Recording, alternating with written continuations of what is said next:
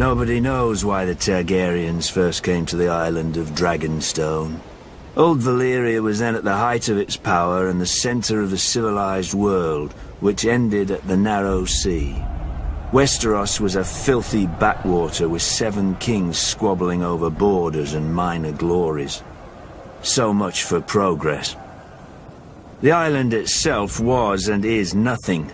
It had no gold or gems to lure Valyrian nobility. All it has is rock.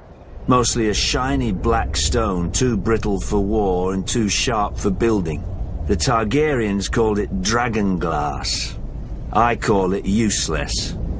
But the Targaryens managed to raise a castle here. Simpletons claim they used ancient Valyrian sorcery, forgetting that the Targaryens brought a small army with them from Essos. There's no magic in strong backs, though admittedly the castle is unlike any in Westeros. Foreign and strange. If the Targaryens ever regretted their barren outpost and longed for the comforts of home, the doom made their folly permanent. Valyria collapsed into the waves and was no more. To look east was to see the ruin of their homeland, the greatest civilization before or since. But to look west, as Aegon realized, was to see a fertile land ripe for conquest. Perhaps even a new Valyria.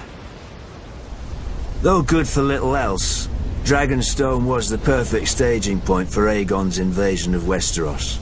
The Blackwater Bay granted easy access to the continent. The lands there were disputed by 3 kingdoms, the Reach, the Iron Islands and the Stormlands. But their capitals were far enough away that none could mount a force before Aegon got a foothold, even if their kings had been able to stop bickering over whose problem he was. Then it was too late.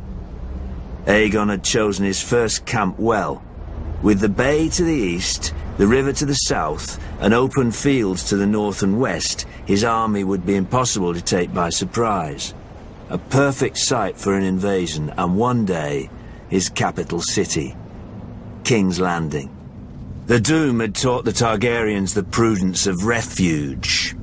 After the conquest, Dragonstone became the seat of the crown prince and heir to the Iron Throne.